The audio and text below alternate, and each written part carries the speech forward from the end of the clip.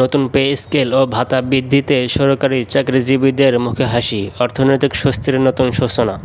তো দর্শক, যারা এখনও আমার চ্যানেলটি সাবস্ক্রাইব করেননি তারা দ্রুত চ্যানেলটি সাবস্ক্রাইব করুন এবং মহার্ঘ ভাতার সর্বশেষ আপডেট পেতে আমাদের সাথেই থাকুন।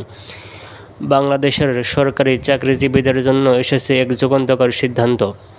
সরকার নবম জাতীয় বেতন স্কেল চালু করে 12টি গ্রেডে নতুন কাঠামোর গ্যাজেট প্রকাশ করেছে।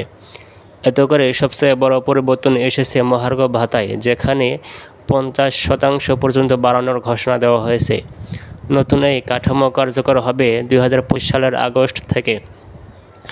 এই সিদ্ধান্ত দেশের প্রায় 1.5 কোটি সরকারি কর্মকর্তা ও কর্মচারীর জীবনযাত্রায় গুরুত্বপূর্ণ পরিবর্তন আনবে বলে বিশেষজ্ঞরা মনে করছেন।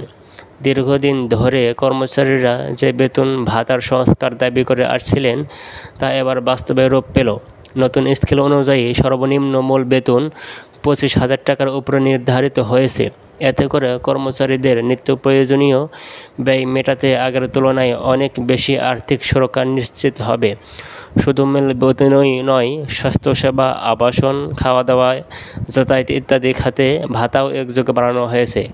বিশেষজ্ঞদের মতে এই সিদ্ধান্ত শুধু একটি বেতন পরিবর্তন নয়, এটি একটি সুদূরপ্রসারী প্রশাসনিক ও অর্থনৈতিক উদ্যোগ যা কর্মীদের মধ্যে দায়িত্ববোধ ও পেশাদারিত্ব বাড়াবে। সংশ্লিষ্ট মন্ত্রণালয় ও বিভাগগুলো ইতিমধ্যে গেজেট বাস্তবায়নের কাজ শুরু করে দিয়েছে। তো দর্শক, যারা এখনও আমার চ্যানেলটি সাবস্ক্রাইব করেননি তারা দ্রুত চ্যানেলটি সাবস্ক্রাইব করুন এবং মহার্ঘ ভাতার সর্বশেষ আপডেট পেতে আমাদের সাথেই থাকুন।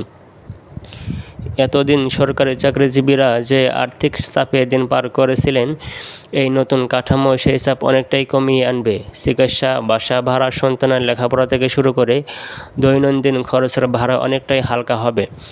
বিশ্লেষকরা বলছেন, এই নতুন পে স্কেলের প্রভাব শুধু সরকারি চাকরিতে সীমাবদ্ধ থাকবে না, বেসরকারি খাতেও এতে উৎসাহিত হবে এবং সামগ্রিক অর্থনীতিতে একটি ইতিবাচক ধাক্কা সৃষ্টি হবে। দক্ষ, অভিজ্ঞ এবং সেবার মান বজায় রাখা কর্মকর্তারা এবার তাদের কাজের যথার্থ মূল্যায়ন পাবে। এই আর্থিক সংস্কার সরকারের কর্মীদের প্রতি দায়বদ্ধতা ও শ্রদ্ধার প্রকাশ হিসেবেও দেখা হচ্ছে। অনেক বছর ধরে চলা আলোচনার, দাবি দেওয়ার এবং নানামুখী প্রচেষ্টার সফল বাস্তবায়ন ঘটলে এই গ্যাজেটের মাধ্যমে।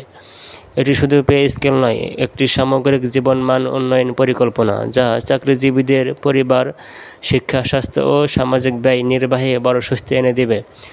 সবশেষে বলা যায়, নবম পে স্কেল এবং নতুন গ্রেড কাঠামো শুধু বেতনের অঙ্কে নয়, এটি কর্মীদের জীবনে ইতিবাচক মানসিক ও আর্থিক পরিবর্তনের বার্তা নিয়ে এসেছে।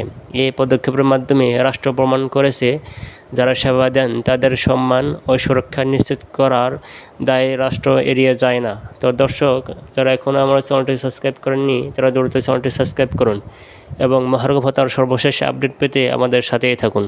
ধন্যবাদ।